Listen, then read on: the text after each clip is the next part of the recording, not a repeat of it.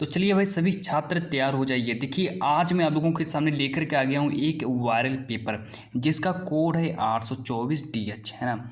तो जो बच्चे इस क्लास को देख रहे हैं बिल्कुल सही से देखना है ना, क्योंकि आज की क्लास पूरा का पूरा देखने के बाद है ना, आप लोगों का जो भी सपना है, आप लोगों का टारगेट है कि मेरे सामाजिक विज्ञान में 70 नंबर आ जाए, तो आज की क्लास पूरा देखने के बाद आप लोगों का पूरा सपना पूरा हो जाएगा, है ना। बिल्कुल 100% रियल पेपर है, पूरा पेपर तैयार कर लो, है ना। जैसे ही पेपर ये वाला आएगा बिल्कुल सारे सारे प्रश्न आप लोगों को बिल्कुल यही वाले मिलेंगे। आप लोग सब कुछ पूरे के पूरे प्रश्नों को तैयार कर लेना। देखो यहाँ पर लिखा मुद्रित प्रश्नों की संख्या 11 902 और 2026 यानी कि, है ना, 2026 का सामाजिक विज्ञान का वायरल पेपर आप लोगों के सामने लेकर के आ गए, जिसका देखो आप लोगों को यहाँ पर समय भी दिया है, समय 3 घंटे 15 मिनट, पूर्णांक हमारा 70 नंबर का, है ना। तो पूरा पेपर देखो आप लोग तैयार कर लो और 100% जाकर के पूरा ऐसा ही छाप देना, है ना। क्योंकि पेपर जब आप लोगों को ये वाला पूछा जाएगा तो आप लोगों को पूरा पेपर ऐसा ही उतार देना है।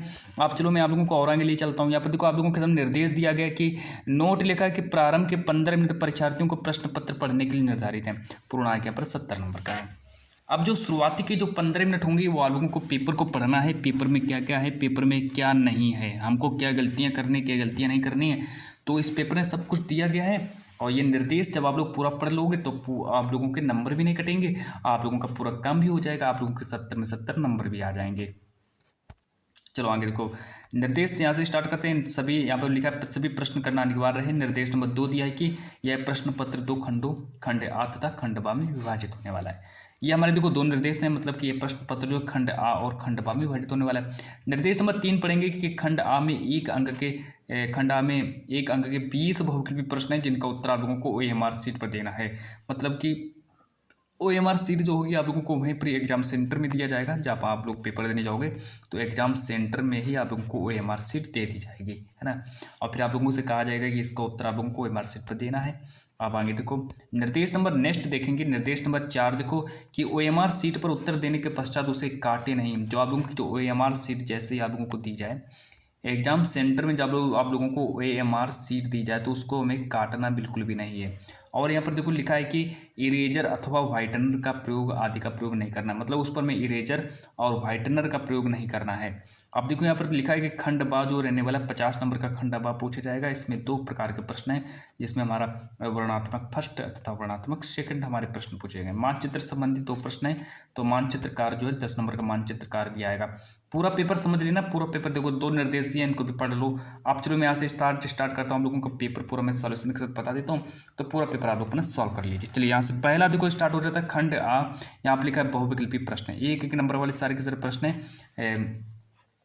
यहाँ पर पहला प्रश्न है कि विश्व युद्ध, मतलब विश्व युद्ध का प्रारंभ कब हुआ था, मतलब जो हमारा विश्व युद्ध है, प्रथम विश्व युद्ध यहाँ पर कह सकते हैं, या फिर हम कह सकते हैं विश्व युद्ध का प्रारंभ कब हुआ था, है ना।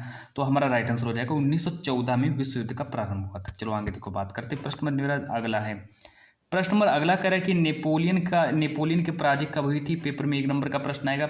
अच्छा, नेपोलियन की पराजय कब हुई थी, तो इसका राइट आंसर हो जाएगा 1815, हमारा राइट आंसर हो जाएगा।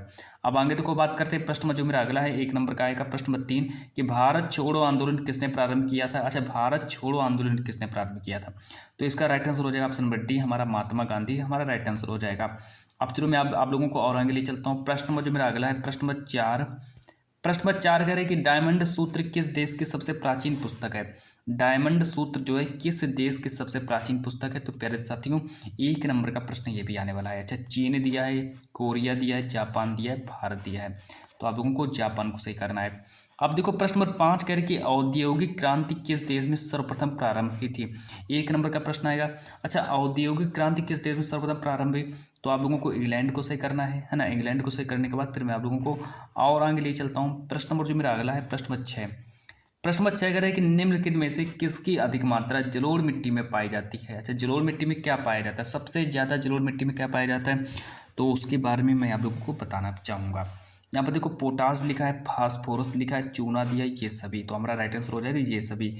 मतलब कि जलोढ़ मिट्टी में पोटास भी पाया जाता है, जलोढ़ मिट्टी में चूना भी पाया जाता है, जलोढ़ मिट्टी में फास्फोरस भी पाया जाता है। इतना आप लोगों को याद रखना है। अब आगे देखो बात करते हैं प्रश्न 7 के बारे में कि निम्न में से कौन प्राकृतिक उपहार है। अच्छा, निम्न में से प्राकृतिक उपहार क्या होता है, क्योंकि यहाँ पर लिखा है श्रम दिया है, यहाँ पर लिखा है पूंजी, यहाँ पर लिखा है पूंजी, और यहाँ पर संगठन दिया, हमारे 4 ऑप्शन है। तो हमसे पूछा गया कि निम्न में से प्राकृतिक उपहार क्या हो जाएगा, है ना। तो अगर हम बात करें प्रश्न नंबर 7, तो प्रश्न नंबर 7 का राइट आंसर हो जाएगा भूमि, है ना। तो आप लोगों को भूमि को सही करना है, यानी कि ऑप्शन नंबर बी हमारा राइट आंसर हो जाएगा। चलो आगे देखो, फिर बात करते हैं प्रश्न नंबर अगला। प्रश्न नंबर 8 के बारे में बात करते हैं कि जो हमारे रिहंद नदी है, रिहंद घाटी परियोजना किस नदी पर स्थित है। रिहंद घाटी परियोजना किस नदी पर स्थित है। तो ये जो प्रश्न है हमारा 1 नंबर का प्रश्न आएगा कि रिहंद घाटी परियोजना जो है किस नदी पर स्थित है। तो चलो इसके बारे में बात करते हैं। इसका हमारा देखो ऑप्शन नंबर ए दिया हमारा सोन नदी, तो हमारा राइट आंसर क्या हो जाएगा, सोन नदी हमारा सही हो जाएगा। हाँ, तो आप लोगों को सोन नदी को सही करना। अगला प्रश्न देखो, 1 नंबर वाले सारे के सारे प्रश्न देखो पूछे गए। पूरा पेपर तैयार कर लेना, 100% छपेगा, है ना। आप लोग पूरा पेपर ही तैयार कर लो। प्रश्न नंबर 9 कह रहा है कि भारत में सर्वाधिक रबड़ उत्पन्न करने वाला राज्य कौन सा है।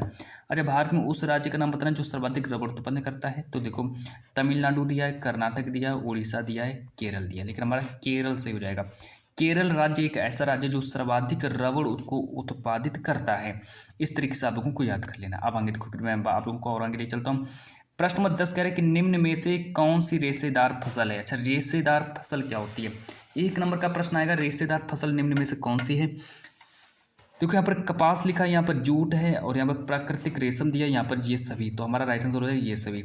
अब देखो यहाँ पर लिखा है रेशेदार फसलें, तो देखो कपास मेरी एक रेशेदार फसल है, जूट ये भी मेरी एक रेशेदार फसल है। अच्छा, प्राकृतिक रेशम ये भी एक मेरी रेशेदार फसल है।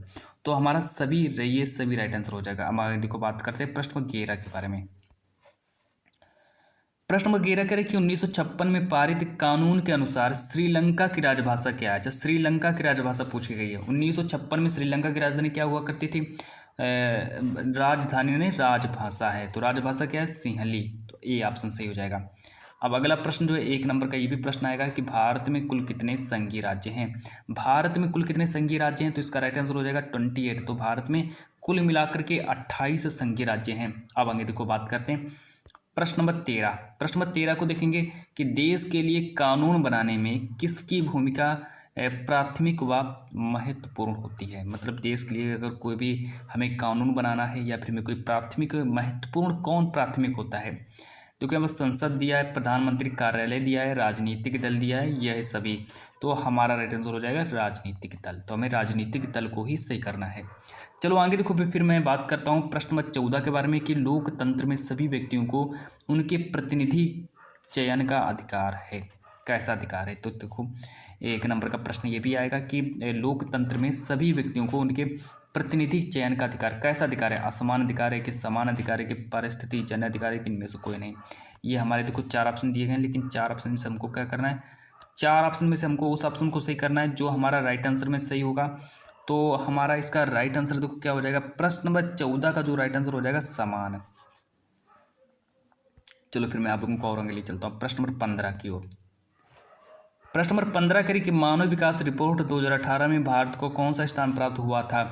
कि मानव विकास रिपोर्ट 2018 में भारत को कौन सा स्थान प्राप्त हुआ था। 1 नंबर का प्रश्न आएगा, 125वां स्थान प्राप्त हुआ था कि 129वां स्थान प्राप्त हुआ कि 124वां स्थान प्राप्त हुआ था कि 130वां स्थान प्राप्त हुआ था। ये हमारे 4 ऑप्शन है, लेकिन हमको याद रखना है 130वां स्थान प्राप्त हुआ था। चलो आगे देखो, फिर मैं बात करता हूँ आगे, फिर आप लोगों को ले चलता हूँ प्रश्न नंबर 16 की ओर ले चलता हूँ आप लोगों को कि प्रति व्यक्ति आय को अन्य किस नाम से जाना जाता है। प्रति व्यक्ति आय को अन्य किस नाम से जाना जाता है। 1 नंबर का प्रश्न आएगा, औसत आय दिया है, राष्ट्रीय आय दिया है, व्यक्तिगत आय दिया है, इनमें से कोई नहीं। ये हमारे देखो 4 ऑप्शन है, लेकिन हमको प्रति व्यक्ति आय को अन्य किस नाम से जानते हैं, तो हमारा राइट आंसर हो जाएगा औसत आय के नाम से जानते हैं। अब आगे देखो प्रश्न नंबर 17 कि द्वितीयक क्षेत्र को अन्य किस नाम से जाना जाता है। द्वितीयक क्षेत्र को किस नाम से जानते हैं। खनन क्षेत्र दिया, औद्योगिक क्षेत्र दिया, प्राथमिक क्षेत्र दिया, कृषि क्षेत्र दिया। हमारे 4 ऑप्शन है, लेकिन हमसे कह रहे हैं कि द्वितीयक क्षेत्र को अन्य किस नाम से जानते हैं, तो हमारा राइट आंसर हो जाएगा औद्योगिक क्षेत्र के नाम से जानते हैं। चलो इतना हो गया, और इसके बाद फिर मैं आप लोगों को और आगे ले चलता हूँ प्रश्न नंबर 18 की ओर। प्रश्न नंबर 18 अच्छा कह रहा है कि निम्नलिखित में से कौन सा उद्योग कृषि आधारित नहीं है। ऐसा कौन सा उद्योग जो कि कृषि आधारित नहीं है। चीनी उद्योग दिया है, जूट उद्योग दिया है, सीमेंट उद्योग दिया है, सूती वस्त्र दिया है। 1-1 नंबर देखो सारे प्रश्न पूछे गए 1-1 नंबर वाले हैं। तो हमारे देखो प्रश्न नंबर जो हमारा 18 है, प्रश्न नंबर 18 का राइट आंसर हो जाएगा ऑप्शन नंबर सी हमारा सही हो जाएगा। अब चलो मैं आप लोगों को ले चलता हूँ प्रश्न नंबर 19 की ओर कि वस्तुओं व सेवाओं का सृजन किसके माध्यम से होता है। वस्तुओं और सेवाओं का जो सृजन जो होता है वो किसके माध्यम से होता है। ऑप्शन नंबर ए दिया तृतीयक क्षेत्रक, ऑप्शन नंबर बी दिया विनिर्माण, ऑप्शन नंबर सी दिया परिसंपत्ति निर्माण और ऑप्शन नंबर डी दिया कपड़ा। चलो ये हमारा प्रश्न नंबर 19 हो गया। तो प्रश्न नंबर 19 का हमारा राइट आंसर हो जाएगा तृतीयक क्षेत्रक, यानी कि ऑप्शन नंबर ए हमारा सही हो जाएगा। अब चलो मैं आप लोगों को नेक्स्ट प्रश्न की ओर ले चलता हूँ, प्रश्न नंबर 20 के बारे में, कि यहाँ पर लिखा है कि निम्नलिखित में से कौन सा बैंक भारत का केंद्रीय बैंक है। तो भारत का केंद्रीय बैंक कौन सा हो जाएगा, तो अब मैं इसके बारे में और आगे ले चलता हूँ। तो भारत का केंद्रीय बैंक कौन सा हो जाएगा, तो हमारा राइट आंसर हो जाएगा भारतीय रिजर्व बैंक, है ना। तो मैं आप लोगों को देखो 20 प्रश्न मैंने आप लोगों को बता दिए हैं। 20 प्रश्न आप लोग यही वाले 20 प्रश्न तैयार कर लो, और यही वाले प्रश्न आप लोगों को 2026 20 फरवरी को ये वाले प्रश्न आएंगे, है ना। तो इनको आप लोग तैयार कर लीजिए। चलो फिर मैं आप लोगों को और आगे ले चलता हूँ। आप देखो यहाँ से मैं आगे देखो बात करूँगा, आगे जो मैं बात करने वाला हूँ आप लोगों से प्रश्न देखो यहाँ से स्टार्ट हो जाता है आप लोगों का लघु उत्तरी प्रश्न। अच्छा, लघु उत्तरी प्रश्न जो है 4 प्रश्न लघु उत्तरी प्रश्न पूछे जाएंगे, चारों के चारों प्रश्न जो होंगे 4 नंबर वाले, यानी कि 16 नंबर का लघु उत्तरी प्रश्न आएगा। अब देखो कौन कौन से 4 प्रश्न हैं जो कि आप लोगों के पेपर में आएंगे, तो उनको भी देख लो। सबसे पहले अगर हम बात करें, यहाँ पर लिखा है कि खंड बा वर्णात्मक प्रश्न, खंड बा वर्णात्मक प्रश्न, और यहाँ पर लघु उत्तरी प्रश्न लिखा है ना। तो इस तरीके से आप लोगों का पेपर है, और पूरा पेपर आप लोग अपना सॉल्यूशन के साथ देख लीजिएगा और तैयार कर लीजिए कैसा क्या पेपर में आया है। तो अब मैं आगे नहीं चलता हूँ आप लोगों को। देखो यहाँ से स्टार्ट हो जाता है आप लोगों का। देखो यहाँ पर लिखा है कि निम्न प्रश्नों को उत्तर प्रत्येक लगभग आप लोगों को 80 शब्दों में देना है। 4 नंबर वाले सारे के सारे प्रश्न हैं, मतलब कि आप लोगों को 80 शब्दों में सभी के सभी प्रश्नों को उत्तर देने हैं। सबसे पहला देखो प्रश्न लिखा है कि वर्ष 1922 में गांधी जी ने असहयोग आंदोलन क्यों स्थगित कर दिया। अच्छा, 1922 में गांधी जी ने असहयोग आंदोलन क्यों स्थगित कर दिया, इसका उत्तर आप लोगों को लिखना है। या फिर अगर आप लोगों को इसका उत्तर नहीं याद है तो आप लोगों को एक अथवा करके दिया गया है कि यहाँ पर लिखा कि भारतीय अर्थव्यवस्था पर महामंदी के किन्हीं 3 प्रभावों का उल्लेख कीजिए, है ना। तो किन्हीं 3 प्रभावों का उल्लेख करना है, और फिर इसके बाद आप लोगों को 2 प्रश्न दिए गए हैं। अच्छा, 2 में से आप लोगों को अथवा वाला दिया है, आप लोग चाहे तो इसका उत्तर लिखो या फिर इसका उत्तर लिखो, 2 में से आप लोगों को एक का उत्तर लिखना पड़ेगा। अब चलो मैं आगे बात करता हूँ प्रश्न नंबर 2 के बारे में, कि सामुदायिक सरकार एवं गठबंधन सरकार पर संक्षिप्त टिप्पणी लिखो। मतलब सामुदायिक सरकार क्या होती है और गठबंधन सरकार क्या होती है, उस पर मैं संक्षिप्त टिप्पणी लिख देना है। अच्छा, ये अथवा करके लिखा है, अथवा करके आया है कि यहाँ पर लिखा है कि संघात्मक शासन व्यवस्था की किन्हीं 2 विशेषताओं को वर्णन करो, है ना। तो इस तरीके से मैंने आप लोगों को 2 प्रश्न बताए, दोनों के दोनों प्रश्नों को तैयार कर लीजिए, और फिर इसके बाद में आप लोगों को आगे ले चलता हूँ प्रश्न नंबर 3 की ओर। प्रश्न नंबर 3 कह रहे कि विकास से आप क्या समझते हैं, विभिन्न व्यक्ति एवं विभिन्न लक्ष्य कितने पहलुओं को दर्शाता है। अथवा करके लिखा है, 4 नंबर का आएगा। अब यहाँ पर देखो अथवा वाला देख लो क्या पूछा गया। अथवा करके कह रहा है कि आर्थिक गतिविधियाँ किसे कहते हैं, आर्थिक गतिविधियों को कितने तरीकों से विभाजित किया जाता है। तो ये हमारा 4 नंबर वाला प्रश्न है। अब देखो आगे, लोकतंत्र के प्रत्यक्ष एवं अप्रत्यक्ष प्रकार का संक्षेप में प्रस्तुत कीजिए, कि लोकतंत्र के प्रत्यक्ष और अप्रत्यक्ष प्रकार को संक्षेप में हमें प्रस्तुत करना है। अथवा करके लिखा है कि उपभोक्ता संरक्षण अधिनियम 1986 पर हमें एक संक्षिप्त टिप्पणी लिखना है। तो इस तरीके से देखो मैंने आप लोगों को सारे के सारे 4 प्रश्न मैंने आप लोगों को बताए, ये थे आप लोगों के 4 लघु उत्तरी प्रश्न, है ना। ये मैंने आप लोगों को 4 लघु उत्तरी प्रश्न मैंने आप लोगों को बता दिए हैं, बस यही 4 प्रश्न तैयार कर लो। ये सारे के सारे 4 नंबर वाले प्रश्न हैं। अब देखो मैं आप लोगों को और आगे ले चलता हूँ। अब अगर मैं आगे बात करता हूँ, यहाँ से आप लोगों का स्टार्ट हो जाता है वर्णात्मक सेकंड। अच्छा, वर्णात्मक सेकंड विस्तृत उत्तरी प्रश्न पूछे जाएंगे, जिसमें से आप लोगों से कहा जाएगा 150 शब्दों में लिखना है। मतलब कि आप लोगों को 150 शब्दों में सारे के सारे प्रश्नों को उत्तर लिखना पड़ेगा, है ना। क्योंकि लॉन्ग टर्म का प्रश्न है, 6 नंबर का आएगा, तो उसी प्रकार से आप लोगों को इसको लिखना भी पड़ेगा, है ना। आप देखो आगे बात करते हैं। यहाँ पर प्रश्न नंबर 1 करें कि इटली के एकीकरण में महत्वपूर्ण भूमिका निभाने वाले 3 नेताओं के नाम लिखिए। मतलब कि हमें उन 3 नेताओं के नाम बताने हैं जो कि इटली के एकीकरण में महत्वपूर्ण भूमिका निभाते हैं। अगर आप लोगों को इसका उत्तर नहीं याद है तो आप लोगों को एक अथवा करके लिखा है, तो क्या आप लिखा है अथवा, है ना। अथवा करके दिया गया है कि अथवा वाला देख लो कि महात्मा गांधी ने असहयोग आंदोलन कब चलाया था। मतलब कि महात्मा गांधी जी ने असहयोग आंदोलन कब चला दिया, है ना। और इसके 2 मुख्य कारण भी बताइए। तो इस तरीके से देखो मैंने आप लोगों को बताया, है ना। अब आगे देखो, आगे लिखा है कि यहाँ पर फिर आगे देखो कह रहा है कि भूमि सुधार से आप क्या समझते हैं, भारत में भूमि सुधार के मुख्य 2 उद्देश्य तथा 2 कार्यक्रम भी बताइए। तो इस तरीके से देखो ये प्रश्न नंबर 2 आप लोगों का कंप्लीट हुआ। अथवा करके लिखा है कि भारत में पाई जाने वाली मुख्य फसलों पर लेख लिखिए। ये भी हमारा 6 नंबर का ही आएगा। तो इस तरीके से देखो मैंने आप लोगों को 2 प्रश्न मैंने आप लोगों को 6 नंबर वाले 2 प्रश्न मैंने आप लोगों को कंप्लीट करा दिए, और इनको तैयार कर लीजिए। और फिर मैं आप लोगों को और आगे ले चलता हूँ प्रश्न नंबर 3 के बारे में। अच्छा, प्रश्न नंबर 3 करेंगे, राष्ट्रीय आय तथा प्रति व्यक्ति आय में भेद कीजिए, विभिन्न देशों की तुलना करने के लिए इनमें से कौन बेहतर है। ये हमारा 6 नंबर का प्रश्न आएगा। अथवा करके लिखा है कि जातिवाद क्या है, भारतीय समाज में जातिवाद अन्य समाज की तुलना में किस प्रकार भिन्न है। तो इस तरीके से देखो मैंने आप लोगों को 3 प्रश्न बताए, है ना। 3 प्रश्न दीर्घ वाले प्रश्न मैंने आप लोगों को बता दिए। यहाँ से 6 नंबर का एक प्रश्न बन जाता है हमारा कि उपभोक्ता का शोषण किस प्रकार किया जाता है, और उदाहरण देकर स्पष्ट कीजिए। अथवा करके लिखा है कि यहाँ पर लिखा है कि विदेश व्यापार विभिन्न देशों के बाजारों के एकीकरण में किस प्रकार मदद करता है, संक्षेप में बताइए। तो यहाँ से देखिए मैंने आप लोगों को सारे के सारे मतलब दीर्घ प्लस लघु, है ना, इस पेपर के दीर्घ प्लस लघु प्रश्न मैंने आप लोगों को बता दिए हैं। 6 और 4 जितने प्रश्न 4 नंबर वाले थे, जितने प्रश्न 6 नंबर वाले थे, सारे के सारे प्रश्न मैंने आप लोगों को बता दिए। तो आप उस सारे प्रश्नों को तैयार कर लीजिए।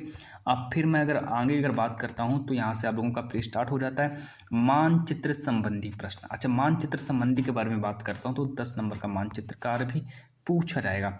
अगर मैं बात करूँ तो यहाँ पर देखो आप लोगों का इतिहास, आप लोगों का गलत हो गया, लेकिन आप लोगों का इतिहास, देखो इतिहास ऐसे लिखा जाता है, आप लोगों का इतिहास और प्लस भूगोल, आप लोगों का इतिहास और भूगोल से 5 नंबर इधर 5 नंबर इधर, मतलब कि 10 नंबर का आप लोगों का इतिहास और भूगोल से पूछा जाएगा। चलो आगे देखो, आप देखो यहाँ से बात करते हैं प्रश्न नंबर 9A।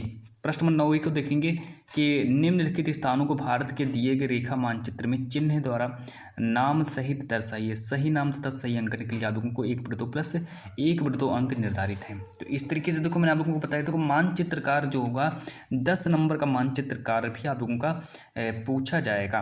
अब आगे देखो बात करते हैं, यहाँ से स्टार्ट हो जाता है आप लोगों का प्रश्न नंबर 1 कि जलियांवाला बाग हत्याकांड किस स्थान पर हुआ था, मतलब कि जलियांवाला बाग हत्याकांड किस स्थान पर हुआ। अब यहाँ पर देखो प्रश्न नंबर 2 कह रहा है कि उत्तर प्रदेश की राजधानी का बताइए। प्रश्न नंबर 3 कह रहे हैं कि नील की खेती करने वाले किसानों ने किस स्थान पर सत्याग्रह किया। प्रश्न नंबर 4 कह रहे कि प्रसिद्ध स्वर्ण मंदिर कहाँ पर स्थित है। तो इस तरीके से देखो मैंने आप लोगों को यहाँ पर आप लोगों का इतिहास हो गया, इतिहास के सारे 5 प्रश्न पूछे जाएंगे और वो 5 प्रश्न मैंने आप लोगों को बता दिए हैं, है ना। तो इस तरीके से आप लोगों को तैयार कर लीजिए। और एक प्रश्न और इतिहास का रह गया है, यहाँ पर देखिए कि सर्वप्रथम पूर्ण स्वराज की मांग का प्रस्ताव कब पारित हुआ था। इस तरीके से आप लोगों को पूरा समझ में आ गया है ना। तो यहाँ से मैंने आप लोगों को इतिहास के 5 प्रश्न बता दिए हैं, इतिहास के मैंने आप लोगों को 5 प्रश्न बताए, और आप लोग इतिहास के ये वाले 5 प्रश्न तैयार कर लीजिए। चलिए मैं आप लोगों को और आगे ले चलता हूँ। अच्छा, मैं आप लोगों को यहाँ पर और आगे ले चलता हूँ। फिर मैं स्टार्ट करता हूँ 9वीं कि निम्नलिखित भारत के मानचित्र में संबंधित निम्नलिखित को दर्शाइए। अच्छा, चावल उत्पादक क्षेत्र को हमें इस प्रकार के गोले द्वारा चिन्ह द्वारा नाम से दर्शाना है। तो यहाँ से भूगोल आप लोगों का स्टार्ट हो रहा है।